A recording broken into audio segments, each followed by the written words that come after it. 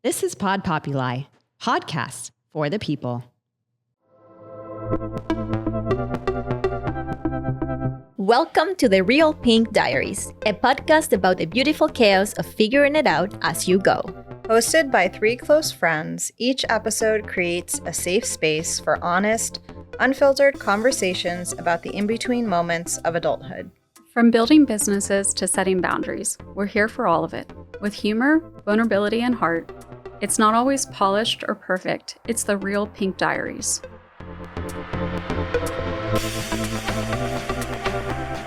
This is Natalie. This is Amy. This is Melissa. How are you guys? We're making it happen. This is our second episode. And by the way, happy birthday, Amy. Thank you. That was your 27th? Yeah, yesterday. I'm not close to 40 at all. No, we're not, neither of us. So how are you feeling? Kind of exhausted, but energized at the same time because we had my kid's birthday recently, and then it was my husband's birthday. That was so cute. Thank you. It was on my husband's birthday because we're delayed in getting her celebration going for her actual birthday. That was Brian's birthday day? Yeah, that day was literally Brian's birthday. We had her party. We forgot to say it was just like, I know. It was like 3.5 weeks late for her birthday, but it's okay. Well, I dropped off a card for you at the birthday party, like in the pile. Yes, and also a card for daughter. Yes, for offspring. We got it. Yes, yeah. The offspring got the card. Thank you very much. Yeah. How are you feeling, Missy? It's been I got a lot going on. Didn't even realize I had a lot going on. Until? Until I got home last night and my dad's like, yeah, we don't have any water. Oh, no. I'm like, what? No. It's an old house. There's a crack in our slab. This has happened before with the hot water. In fact, we actually felt it because we could feel the slab was hot. Mm-hmm. So, and we have terrazzo floors, so you can't cut into the slab. So cool. Yeah, that's the whole thing. Well, I hope that goes better. Yeah. But we have a very exciting episode moving forward. I'm very passionate about this topic. Yes. And we're going to talk about manifestation and law of attraction.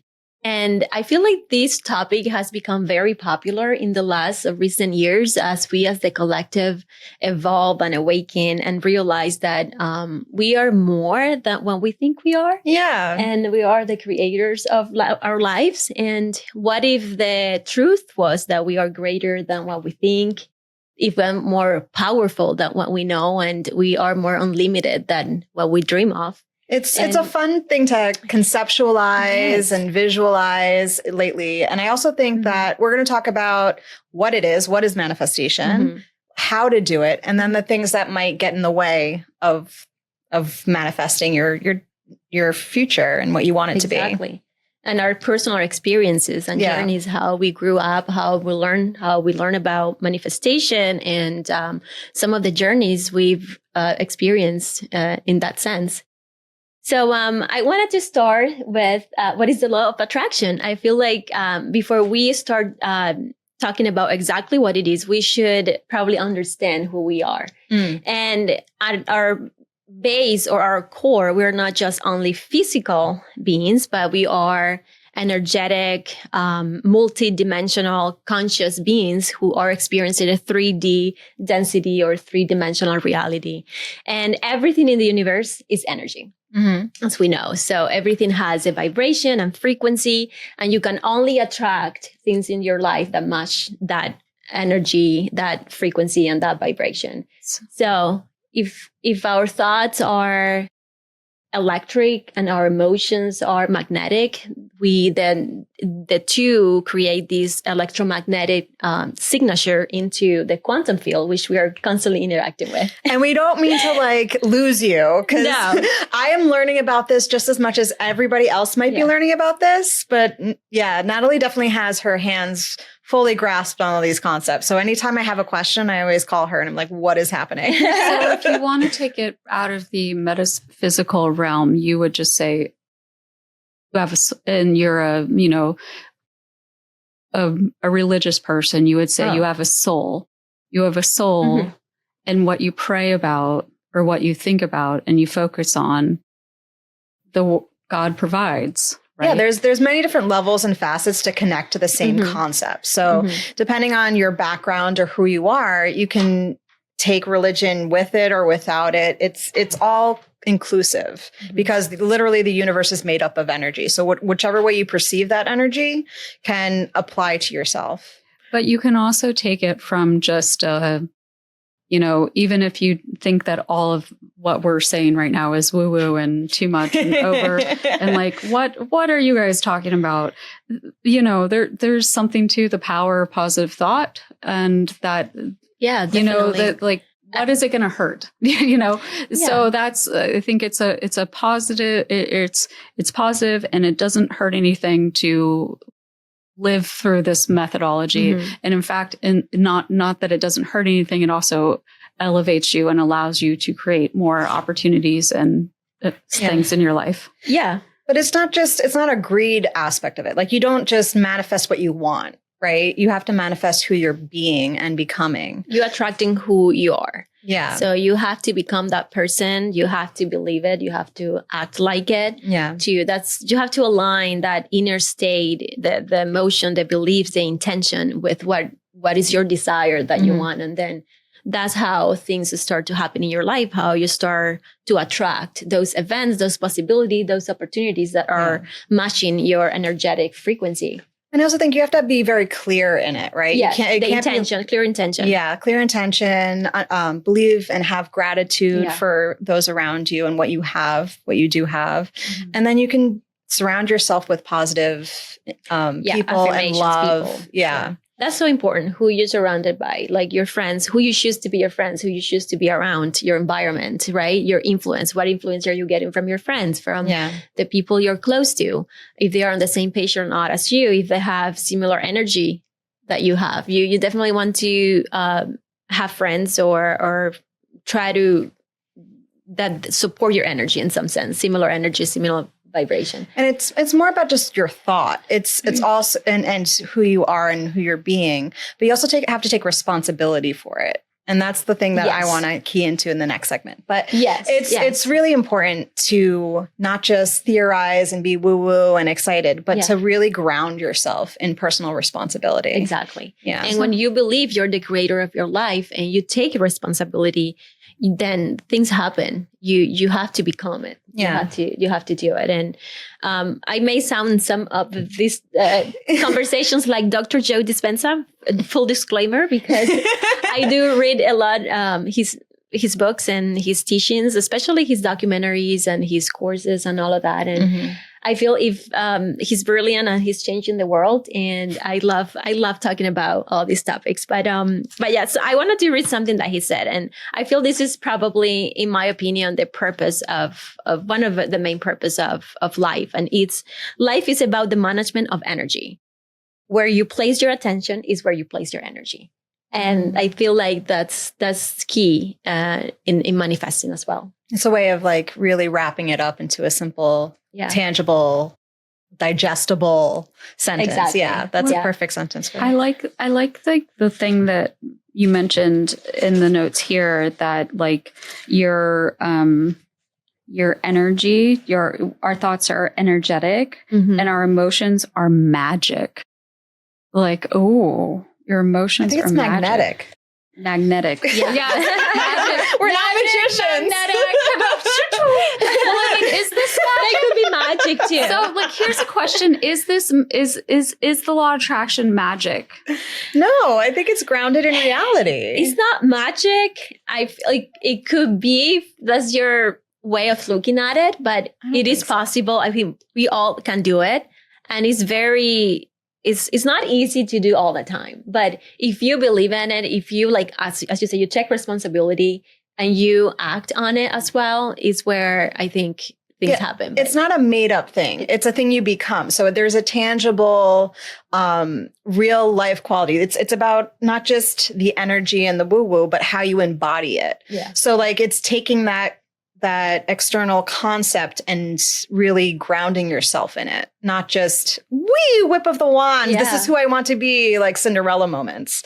I truly believe it's about the whole take responsibility for yourself in those thoughts that you have. So it's a very like the opposite of like a victim mentality. Yeah. Yes, Like, absolutely, fully. yeah. You have to stay away from the victim mentality as much as you can and just be the creator of your life. Yeah. Just take responsibility. Yeah. And I that's for me was like a little bit of, it gave me some freedom knowing that I do control the outcome in some sense, that if I do think positive, I do take responsibility, if I become that person, it will likely happen.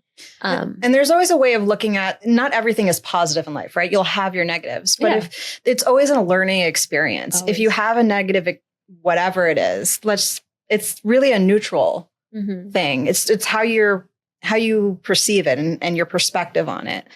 So I really truly believe that how you approach any situation, whether it's quote unquote negative or positive, it's your perspective on it that makes it negative and makes it positive. Yeah, how you react. Yeah, exactly. You're only in control of how you react to the event. Yeah, I mean, there is stuff like let's not like, I mean, I don't mean to like go down this rabbit hole of like things that are like bad, negative things. Yeah, negative things that can happen to you. But I think like there's a lot of things like in our life, like we'll say like, I don't have water at my house. What a negative. It's neutral, you know, like, I got in a car accident. Well, just as long as like, but there are some things that just, you know, are really rough, really rough, you know. I mean, and experiencing the pain and all those emotions that go with it should be experienced. It's not to obfuscate that. Yeah. It really, you have to go through sometimes the pain to see the positives through it. Yeah. And always, every single time that I've gone through a painful situation or struggle, I always came out of it just learning something new, being better. It just changed my life for the positive. I feel like we have to go through those moments to then really appreciate what we have, change what we don't like, and just to make sure things get better and that doesn't happen again, or at least we try. Yeah, and we're talking about like one, like how you approach something, like how are you like approaching it, like what, and like your choices, but also like just your attitude. I don't know. It's true. What you're saying is true. It's true. And I think it's coming back to the reaction. I think one of the best things we can do for ourselves is to shorten that reaction time. Like if you're driving and the person in front of you is doing whatever and you start getting frustrated or angry, like it's normal. Angry, it's, you know, just try to shorten that reaction, like, or not react at all, or just take it a few minutes, take a breath, deep breath, and move on. Right. Yeah. Like, acknowledge it and move on. Yeah. So like ideally you wouldn't have negative reactions to things. No, I don't think you eliminate. You acknowledge, accept, and move on and elevate yourself to a different level of thinking. Okay. So like we're human, right? We're always going to have positive, negative, whatever emotion to anything. We're very emotional creatures. Very emotional. Very emotional. Very emotional. And I think that's part of being human, is experiencing all the facets of being human. And you don't want to limit or deny any of that, but finding a way to overcome and or kind of shift your perspective on it as you take a step, as you go through those emotions, you feel it, and then you have an opportunity to take a step back, gives you the opportunity to vibrate or whatever we were talking about and actually project what can be and what you want your future to be, because you aren't a victim of it. If you stay in that negative mentality, you're just being a victim of the situation. Yeah. Yes. Like, I mean, how long do you stay in the negative mentality? That's up to you, right? It's up to you. But I also think it's just, So let's talk about our experiences with manifestation. How did you grow up? Did you grow up believing in any of this stuff? When was this introduced to you? Well, I think like with most people, I heard about like the law of manifestation with The Secret, that Secret movie that introduced the documentary and the books. Yeah. So many people watch that. You can watch it for free. If you have Amazon Prime, it's on there. The other day I came home and I was just kind of frustrated with stuff. So I turned on The Secret and started watching The Secret and like talking to Chat GPT. Like this and this and this. And I want to change this and this and this. How do I change this and this and this? And it was giving me all these like really good suggestions. Okay, well, let's do this. And I'm like, no, this and this and this and this. But eventually, like, I was able to kind of like recenter myself and like work through whatever emo I was going through. And then just kind of got on like a study group phone call or something. I'm like, okay, I'm done. So you were able to get yourself out of, so you got something from an external source, like the movie or the documentary or whatever. You internalized it, and then you kind of projected what you wanted to happen, and you reached out to someone and had an elevated conversation with someone. Well, I was talking with the Chat GPT. Right. I forgot the chat. Okay. Yeah. I didn't talk to- when do you first saw the document, watched it? Like when? I think it was when like I was home like on spring break or something Okay. from SCAD. Years ago. Yeah. So what about college. you? Yeah. What about you guys? College age. For me, I never really, as I was growing up, knew about it. We always talked about being kind to people and actions, and what you do is be a good person, right? You like, that's what my parents instilled in me. But there was no concept of having a way of controlling your future and then surrendering to it. That was not discussed really. I think one of my professors, you remember Professor Olin? Mm-hmm. He was saying something to the effect of like, I was upset with something. I forget something about my project. And he's like, well, it's your choice to be angry right now. And I was like pissed. I was like, what are you talking about? Like it clicked 2 days later because I was too emotional to really accept the truth of that statement. But it was in that moment that I was like, I can choose to be angry or pissed or whatever I was at that moment. Or I think it was frustrated. I was frustrated at something. And it completely opened up a different realm for me. And then I started like looking at books of like, where did he even get this from? What is he even talking? Because he said it in such like a matter of fact, calm. He was a very calm person, very like, I don't know, very Zen Yoda kind of vibe to him. But it threw me for a loop. I wasn't ready to accept it at that time, but then I kept going back to it. Like, what the hell was he talking about? And it really opened my eyes to a different way of being. It really did. Yeah. I mean, it's kind of like realizing that you do have some agency in how you're feeling is kind of like an adult, something that you develop as you mature, right? Because you were like, what, 21 at the time? Yeah, 21, 22. Yeah. You were pretty young. You didn't even know that you had control over your feelings. Right. Yeah. You like how and so like how does the feeling like what about you, Yaima? How did you or Natalie? I'm sorry, Natalie. Yeah, so we're working on that. So I think I always been a manifestor, but I didn't have either like my parents, I don't think they knew about manifestation or anything. I just naturally, for me, it was like, I feel like I lived such a limited reality in my country that I was very comfortable going to places in my mind.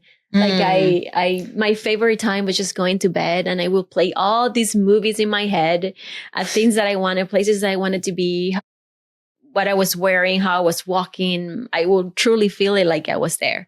And I think that's how I manifested just leaving Cuba and traveling and having a life in a different country.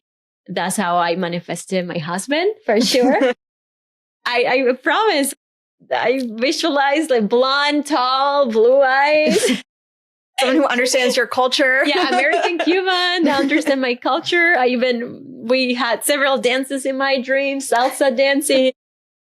I always visualize that a lot. I think that was my favorite part of, and I didn't know what I was doing until I watched the documentary, The Secret, The Power.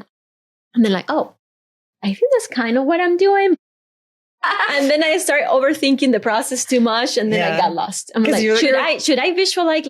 Because I always visualize, like, I see myself doing things. Like I am an outsider watching me playing the movie versus me actually just me being the one doing it from a third person or to being me, right? So I started overthinking the process. Like, should I do it this way or that way? And then I got lost. It's kind of like how when we were doing the podcast, I was like, oh yeah, that sounds like fun.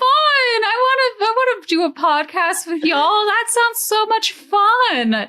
And then I was like, how to podcast? Oh my God. And you're overwhelmed. Oh my God. And then it's like, Travis answers all our questions. For me, like when I was little, I would also daydream, but it would be about like things that weren't real. Like I would be like a fairy, or I would be like, I love how you were manifesting like an actual life. And I was just like, I wish I could fly right now. I wish I could eat this like flower and it's edible. It's just so interesting how like what you internalize and who you are as a young child can manifest into your adulthood. And I love that part about your story. Thank you. But I mean, most people, do you think most people around you like kind of like saw the limitations of where they were? Like, not everyone can see that.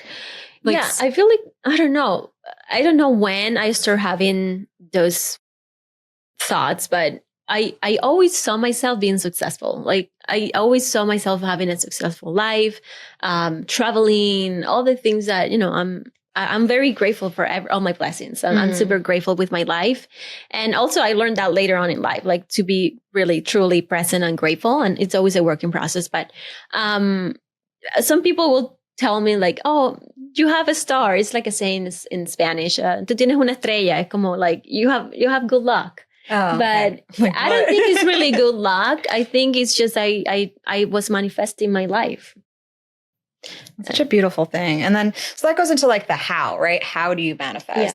Yeah. You were daydreaming about this beautiful life you actually created for yourself, which is, you know, a testament to manifestation in and of itself is like the practice that you've done and the outcomes and what you've achieved, right? It's kind of, I look at from an outsider's perspective, I'm like, how is she doing all this? I'd be exhausted. And then I'm like putting my internal emotions onto it. But there's so many different ways of how to do it, right? Yeah. You can do like vision boards, mantras. You can, you know, meditate, which I need to work on. I'm not consistent. That's my problem. I'm not consistent. Consistency is the harder part because especially we're moms too. And I feel my life before and after obviously is a before and after, like before having kids, because oh my God, to find consistency, I'm not making excuses. I'm just saying my reality. I'm always going to make the effort. And I know that's always a work in progress, but to find the consistency where like daily, so like hard. You can do it. It's extremely, you have to truly make the sacrifice. Yeah. And don't minimize what you were doing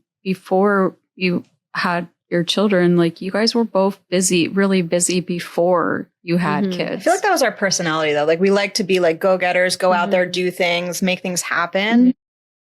I like to keep myself busy. It's my comfort zone. Gosh, I'd love to be busy. Yeah, but like, what is not it's busy? not healthy if you don't have those key moments to tune into yourself. Like do the meditations or the journalings or the art or whatever it is that really taps into who you are and who you want to be and, you know, being. How we thought of this topic, we broke it down into 3 different things. It was feel, believe, and be. Yes. Right? That was our version of how. And when you feel, you elevate your emotions and you align them with your clear intentions and you project that into the universe. And like love, joy, high frequency emotions, right? Happiness. So when it comes to like, so you watched, you were doing this process unknowingly, and then you watched the Secret and you learned about it, and then you went down the rabbit hole, a little rabbit hole of researching and learning more. So what were some of the, like, what did you start doing? Like, how did that change? Like, you know, you said there was a before and after being a mom. Like, I would assume there's before and after learning this methodology, this concept. So I think for me, I had a health issue back in 2021 that I would call it the dark night of the soul. Interesting. Wow. That was Spanish that was my dark night of the soul. Please say that in Spanish because that was beautiful. La noche oscura del alma. When I had that experience in my life, it was a different. I'm a different person since that year. Moving forward, it was like a real awakening for me. I always, not that I took my health for granted, but I was like, oh, I'm healthy, whatever. Like I didn't take it as seriously. Yeah. And when something happened to you, health-wise, for me, that's like extremely number one from that day forward. Like all I want is health. I know everything else will come after.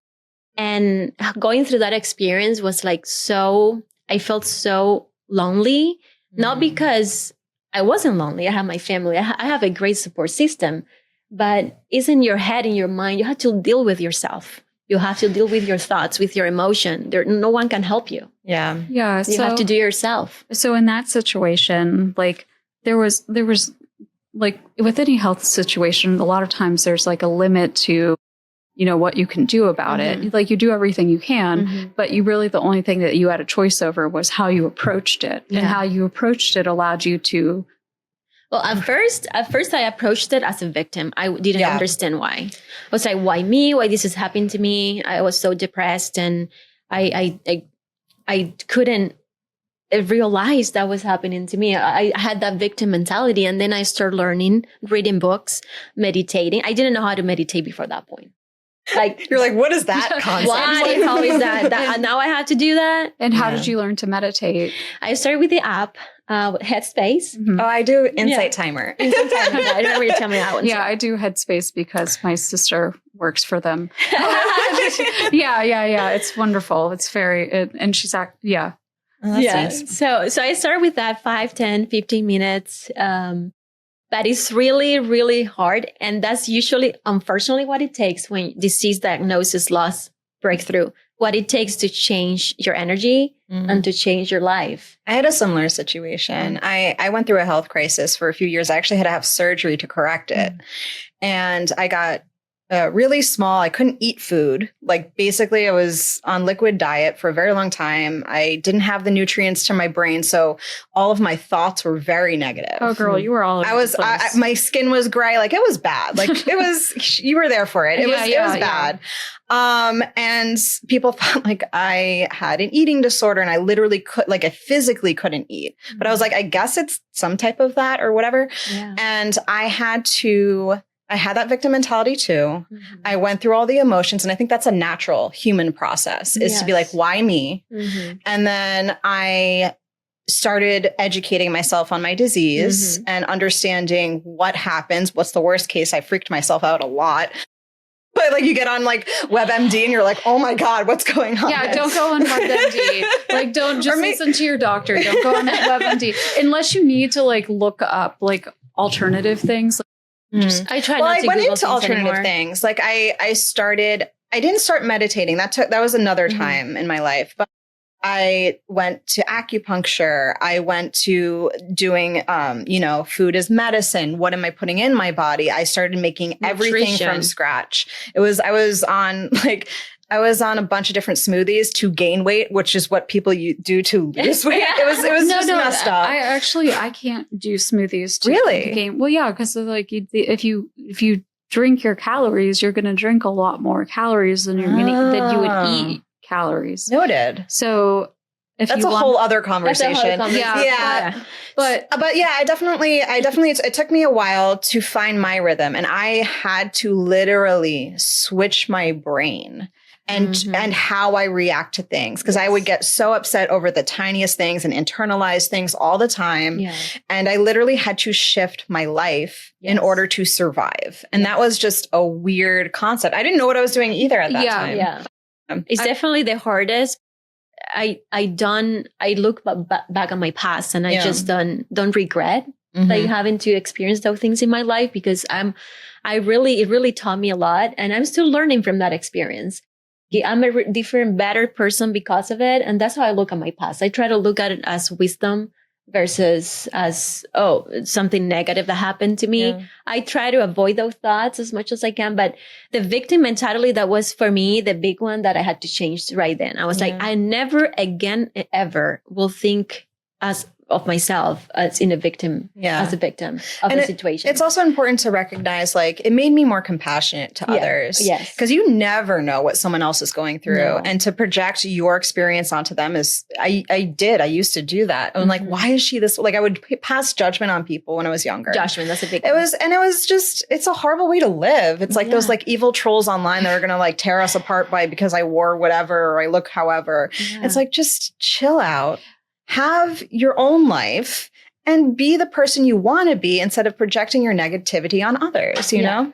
But I would like to say that we need to acknowledge, though, that not everyone is coming from like the same baseline. Not everyone can just pick up the Headspace app and then start like proceeding. Like for me, I have ADHD. I don't think I have a diagnosis for other things, but there's a lot of like comorbidities that people deal with, particularly with ADHD. Like a lot of times they have sleep problems. Hello. How many times have I told you, like, I'm rolling on 3 hours today, or like because of the ADD, you might have elevated like anxiety experiences or, I'm going through that right now. Yeah, actually. Just on and on and on. Well, you were dealing with. I have a lot of anxiety. Well, if you don't mind me saying, too. like, because yours was a can I say that it was a GI issue? Is that okay? Oh, my disease. Yeah. So like with that, like, okay, so I'm dealing with like kind of mental processing issues. Like when with a gut issue, like if you're not getting the proper nutrition, your brain's not going to function, right? Because you were dealing with. There was a lot of like kind of.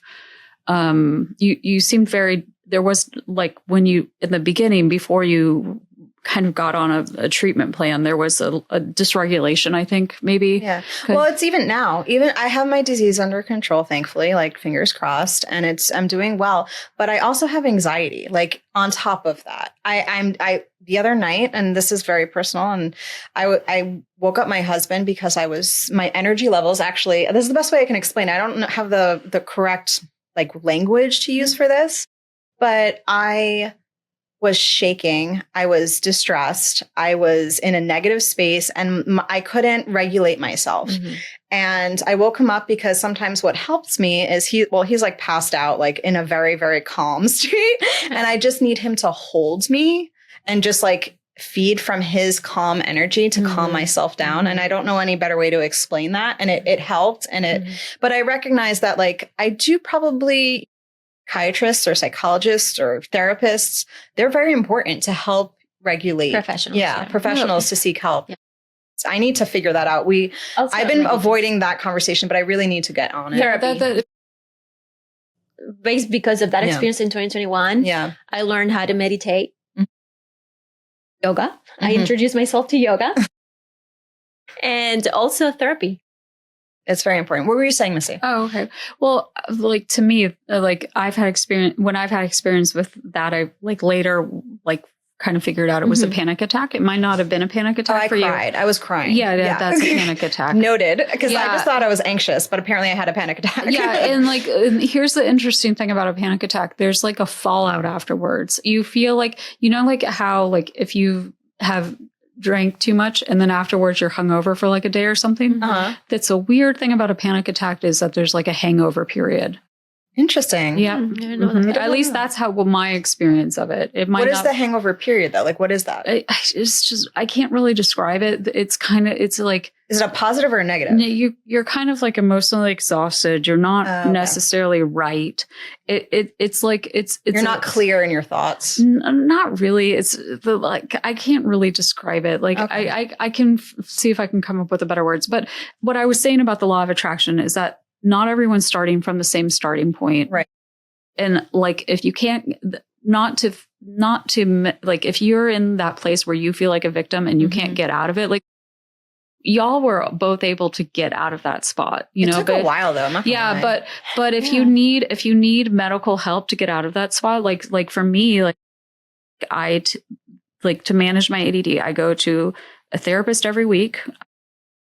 I manage my ADD medication. I finally think I'm on like the right like medication and dosage, but it's always changing. You never know. So like you might have a different starting point. And as such, you might be at a different point in your life. Natalie, I'm working hard on it, you guys. Natalie and Amy, they're both married. They both have businesses. I'm not. But that's okay. I don't feel, I mean, I do feel some kind of way. My thing right now is I just need to figure out like a better car. Small steps are important to visualize. No, but also. I mean, that is a big step because I mean, that's not cheap or something like that. And like, I also was talking with Natalie the other day. I'm like, I want to buy a computer so I can, it will help. It will. She built. Yeah, that will get it done. But I think that's important to like the how. Let's get back to like the three how things that we discussed was the feel, the believe, and the become. And the become. Yeah. So you take your emotions and you pair it with your intentions and you project that into the universe, like kind of what I said before. Yeah. Then there's the believe, where you keep in your mindset and you visualize what it could be. And then when you see it clearly, it becomes your reality. Yeah. Right. So- and then become is to take action in a sense. It's not just take action. Act It's like it. It's not just act like it, but it's like becoming it. It's you can be in your room theorizing all these cool concepts. Unhappy and thinking about beautiful life. And like really you can even put in the will and the intention and the project what you want. But if you never take action on that and take personal responsibility in creating that for yourself, you're not going to go anywhere. So, And yeah, go ahead. I'm sorry. So coming to that, I think one of the hardest part in that manifesting is the becoming part. Yeah, becoming because so hard. it's like the overcoming process is like the becoming process. You have to overcome your old self, your old belief, your programming. Like if you're not in the place you want to be, if you want to have, I don't know, a house, but you don't see the way there, you have to overcome that, and you have to like really change your energy and feel the emotion before it happens. Just feel in a way where you can really see it. If you don't see it, it doesn't matter. And you don't have to be from an uncomfortable position. You can be very comfortable and not take action. That could be the reason why you don't move forward, is because you're just living this comfortable life where you don't think you need to make changes, and you just stay and you plateau essentially. Right. So I feel like acknowledging where you're at and then seeing what you can become and seeing the possibility and the hope and really elevating your feelings, it all ties into each other at the end of the day with the feel, believe, and become. Thank you for listening. We had so much fun, and we'll look forward to spending time with you in the next episode. Please subscribe wherever you listen to podcasts. Follow us on Instagram and Facebook at The Real Pink Diaries. You can also find us on YouTube. Check out our show notes for additional ways to connect with us. See you next time. Bye. Bye.